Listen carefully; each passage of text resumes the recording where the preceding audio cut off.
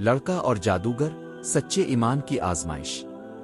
یہ کہانی سورہ البروج میں بیان کردہ واقعات پر مبنی ہے، جو ایک بہادر لڑکے، ایک نیک بزرگ اور ایک ظالم بادشاہ کے درمیان ہونے والی آزمائش کو بیان کرتی ہے۔ یہ ایمان، صبر اور اللہ پر بھروسے کی ایک لازوال داستان ہے۔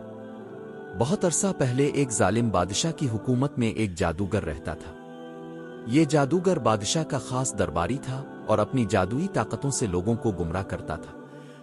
جب جادوگر بوڑھا ہوا تو اس نے بادشاہ سے کہا، مجھے ایک ہوشیار لڑکا دیں تاکہ میں اسے اپنا علم سکھا سکوں اور میرے بعد وہ بادشاہ کی خدمت کرے۔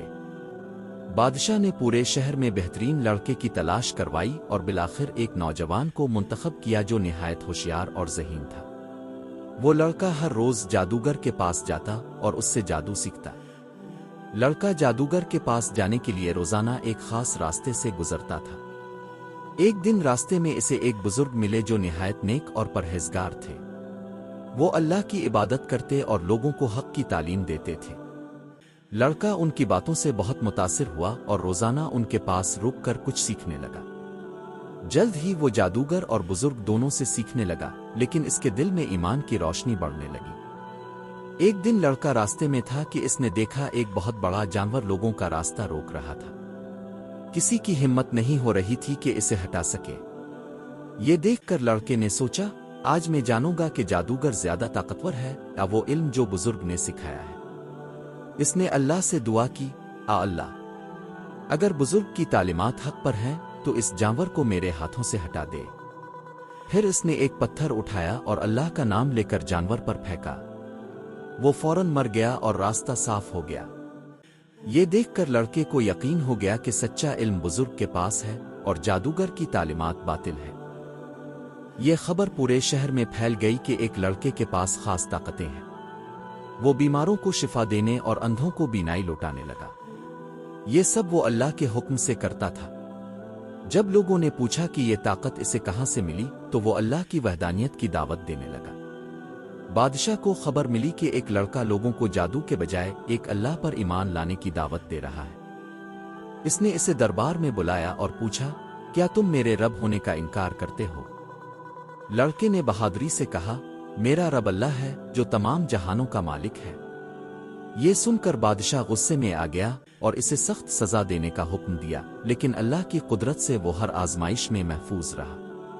بادشاہ نے اپنے سپاہیوں کو حکم دیا کہ لڑکے کو ایک پہاڑ کی چوٹی پر لے جا کر نیچے پھینک دیں، مگر جیسے ہی وہ اسے پھینکنے لگے زمین ہلنے لگی اور تمام سپاہی گر کر ہلاک ہو گئے، جبکہ لڑکا محفوظ رہا۔ وہ دوبارہ بادشاہ کے دربار میں آ کر کہنے لگا، اللہ نے مجھے بچا لیا۔ بادشاہ نے پھر حکم دیا کہ اسے سمندر میں پھینک دیا جائے، لیکن کشتی الفالٹ گئی اور تمام سپاہی ڈوب گئے، جبکہ لڑکا دوبارہ بچ گیا۔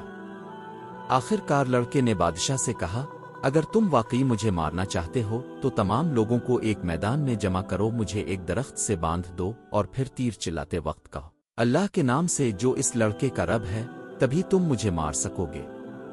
بادشاہ نے ایسا ہی کیا اور جیسے ہی اس نے اللہ کا نام لے کر تیر چلایا، لڑکا شہید ہو گیا۔ لیکن لوگوں نے جب یہ منظر دیکھا تو وہ پکار اٹھے، ہم سب لڑکے کے رب پر ایمان لاتے ہیں۔ بادشاہ خوفزدہ ہو گیا کہ اب پوری قوم ایمان لے آئی ہے۔ اس نے انہیں روکنے کے لیے ایک خندق کھدوائی اور آگ لگا دی۔ جو بھی اللہ پر ایمان رکھتا تھا اسے اس آگ میں ڈال دیا گیا۔ لیکن مومنوں نے اپنی جانیں قربان کر دیں مگر ایمان سے پیچھے نہ ہٹے۔ یہ کہانی قربانی، صبر اور ایمان کی ایک لازوال مثال ہے۔ لڑکے کی بہادری اور لوگوں کے ایمان نے ثابت کر دیا کہ سچائی ہمیشہ غالب آتی ہے اور ظلم زیادہ دیر تک نہیں چل سکتا۔ اللہ اپنے نیک بندوں کی حفاظت کرتا ہے اور ان کی قربانیاں رائیگاں نہیں جاتی۔ اللہ ہمیں بھی حق پر قائم رہنے اور ہر آزمائش میں ثابت قدم رہنے کی توفیق عطا فرمائے۔